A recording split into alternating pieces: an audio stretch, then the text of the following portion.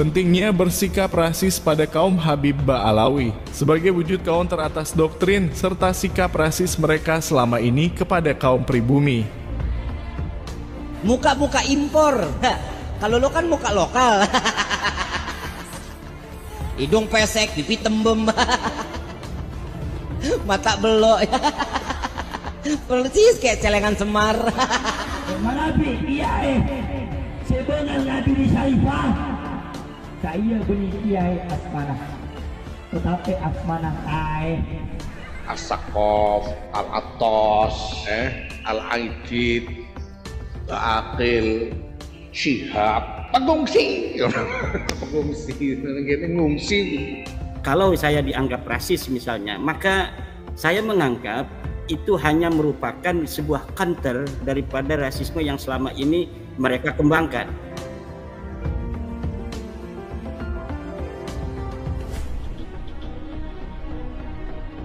Apa yang ada dalam pikiran kalian semua ketika mendengar atau melihat sosok Habib yang muncul di berbagai media? Sosok yang sangat mulia karena golongan mereka dianggap sebagai kaum keturunan Rasulullah, atau sebaliknya menganggap golongan mereka merupakan kaum pendusta karena mereka tidak terbukti sebagai zuriat Rasulullah, namun tetap koar-koar di mana-mana bahwa mereka adalah keturunannya. Sebagai warga Nahdiyin, tentu saja dahulu kita sangat meyakini bahwa kaum Habib Ba'alawi merupakan kaum keturunan Nabi. Bahkan ketika awal munculnya kajian Kiai Haji Imaduddin Usman di pertengahan tahun 2022 silam, kita tetap menghormati mereka dan tidak memperdulikan kajian Kiai Imad, karena kita masih meyakini sepenuhnya bahwa golongan mereka adalah kaum keturunan Rasulullah. Sampai pada akhirnya pikiran ini mulai terbuka ketika nalar kita benar-benar sudah tidak bisa menerima melihat arogansi serta rasisnya golongan mereka terhadap kita kaum pribumi Nusantara. Satu hal yang membuat pikiran ini benar-benar terbuka adalah ketika melihat kenyataan bahwa golongan mereka mengklaim Wali Songo adalah satu jalur nasabnya dengan mereka. Namun di sisi lain para zuriat Wali Songo diingkari keberadaannya dan tidak dimasukkan dalam keluarga Robitoh Alawiyah. Dari sinilah kemudian pikiran ini memaksa mengambil kesimpulan dengan sendirinya bahwa golongan Habib adalah golongan yang penuh dengan tipu daya.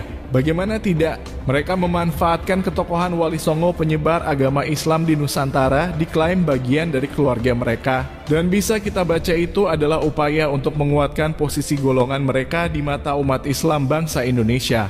Disinilah sangat nampak jelas bagaimana tipu daya mereka. Di saat mereka mengklaim Wali Songo adalah bagian dari golongan mereka, namun ironisnya para zuriat Wali Songo malah diingkari keberadaannya. Maka jangan salahkan jika kemudian kita menyimpulkan bahwa tujuan kaum Habib mengingkari zuriat Wali Songo adalah supaya hanya golongan mereka sajalah yang pada akhirnya dianggap sebagai zuriat Rasulullah oleh umat Islam bangsa Indonesia. Inilah yang membuat pikiran kita benar-benar terbuka, ditambah lagi dengan doktrin-doktrin mereka yang jika dipikir-pikir memang sangat merendahkan harga diri kita sebagai bangsa pribumi Nusantara. Seperti yang sudah pernah kita jelaskan dalam konten sebelumnya, bahwa golongan kaum Habib merupakan golongan yang rasisnya luar biasa, mengkampanyekan di mana-mana bahwa ras mereka adalah ras yang paling tinggi derajatnya jika dibandingkan dengan ras-ras manusia di seluruh Nusantara. Diharamkannya wanita-wanita mereka dinikahi oleh bangsa kita. Tidak lain adalah karena bangsa kita dianggap sebagai bangsa yang kastanya sangat rendah, jauh di bawah kasta golongan mereka. Bagi kita, sikap rasis golongan mereka ini adalah bentuk kejahatan sosial yang sangat luar biasa, karena sikap rasis mereka dibungkus mengatasnamakan agama, sehingga siapapun yang mempertentangkannya otomatis akan dianggap melawan ajaran agama. Atas dasar itulah kita sebagai bangsa pribumi Nusantara harus melawan sikap serta doktrin rasis dari golongan mereka karena sudah sangat jelas menginjak-injak harga diri kita sebagai bangsa pribumi Nusantara. Kita lawan segala macam bentuk pembodohan golongan mereka karena agama kita Islam pun tidak pernah mengajarkan kasta sosial dalam kehidupan manusia. Klaim mereka sebagai ras paling tinggi derajatnya sehingga wajib dihormati dan dimuliakan oleh kita. Itu pun sangat bertentangan dengan Al-Quran yang mengatakan tidak ada manusia yang tinggi derajatnya kecuali karena iman dan takwanya. Begitu pula fatwa yang mengharamkan wanita golongan mereka dinikahi oleh bangsa kita. Itu pun fatwa pelintiran karena pernikahan sekufu bukanlah syarat sah dalam pernikahan sehingga sangat menyesatkan ketika hal tersebut menjadi haramnya sebuah pernikahan. Kita janganlah menjadi bangsa yang mudah dibodohi oleh golongan mereka hanya karena mereka mengatasnamakan agama dan mengatasnamakan sebagai zuriat Rasulillah. Sadarlah, mereka adalah golongan yang rasisnya luar biasa terhadap bangsa kita, dan kita harus melawan mereka dengan sikap yang sama, menggaungkan sikap rasis kepada golongan mereka, sampai akhirnya mereka tidak berani lagi bersikap rasis kepada bangsa kita. Dan sekali-kali kiai itu mengaku dia duriyah Rasul. Kenapa, Bi? Kiai itu yang mengaku duriyah Rasul itu tidak ubahnya dengan tai ayam katanya. Wallah itu. Itu yang nggak bisa. Seorang yang bukan habaib, bukan daripada Bani Alawi, menikahi Syarifah sampai hari kiamat ibadahnya ditolak sama Allah Subhanahu wa taala, terkecuali bisa mengembalikan keperawanan Syarifah tersebut.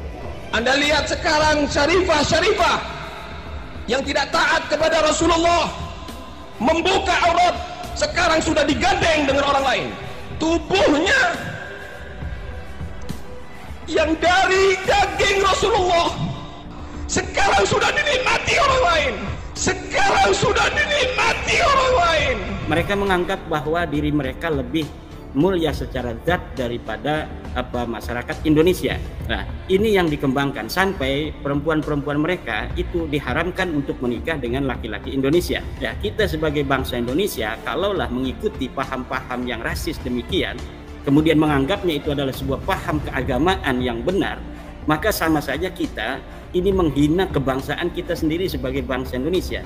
Yang saya kira daripada ajaran-ajaran mereka yang mengatasnamakan ajaran agama itu, apabila ditakar dengan dalil-dalilnya dari Al-Quran dan hadis, juga itu tidak selaras, bahkan menyimpang. Misal tentang bagaimana seorang wanita dari kalangan mereka tidak bisa dinikahi oleh bangsa Indonesia. Ini pun kalau ditakar dalam tataran fikih juga sangat bermasalah, bertentangan sendiri bahkan dengan madhab yang mereka katakan mereka adalah penganutnya, yaitu madhab Syafi'i. Nah, ini yang kita ingin sadarkan terhadap kaum muslimin. Jadi kalaulah itu dianggap agak rasis, ya karena memang ini mengcounter daripada doktrin-doktrin rasis yang telah berjalan puluhan tahun. Kemudian kita mengatakannya dengan membalikkan logika-logika yang selama ini mereka kembangkan itu. Dan saya kira apa yang saya lakukan ini insya Allah akan ada dampak positif, bahkan untuk para habaib sendiri, kemaslahatan yang akan didapat oleh mereka, yaitu ketika masyarakat saya, bangsa Indonesia ini tidak lagi bisa didoktrin, tidak bisa lagi dimanfaatkan, maka mereka juga akan dengan sendirinya akan merubah cara mereka dalam bergaul dengan bangsa saya, bangsa Indonesia, dari Aceh sampai Papua.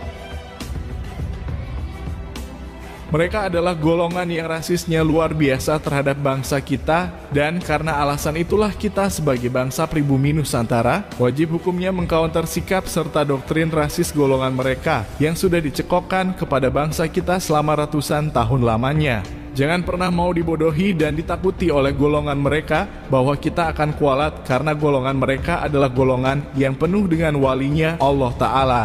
Sangat bodoh jika kita mempercayai hal itu semua, karena sudah terbukti ada orang yang berani bersikap rasis kepada golongan mereka. Tidak pernah terjadi apa-apa, dan sekarang beliau justru derajatnya ditinggikan oleh Allah Ta'ala menjadi pimpinan organisasi Islam terbesar di dunia, Nahdlatul Ulama, yang sudah pasti dihormati oleh seluruh warga Nahdien seantero Nusantara. Itu adalah bukti bahwa istilah kualat yang selama ini digaungkan untuk menakut-nakuti kita hanyalah omong kosong, supaya kita sebagai bangsa Indonesia tidak berani bersikap kritis terhadap golongan mereka.